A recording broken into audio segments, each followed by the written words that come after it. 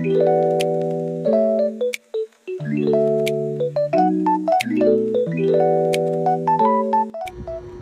day in a life as a working student, immersion in NIDA.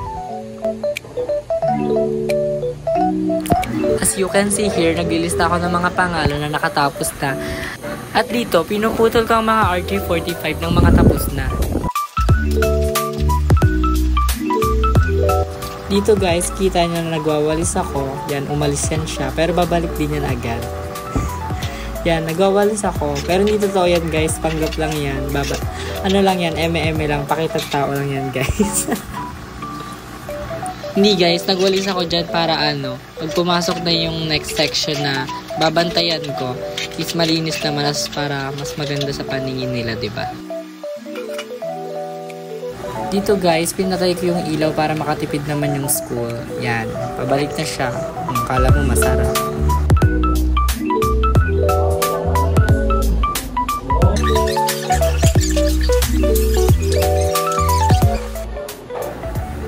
Dito, nagtanong yung isang estudyante kung tama daw ba yung pagkakaalay niya ng wire, which is yung UTP cable. At ito'y tinignan ko kung tama.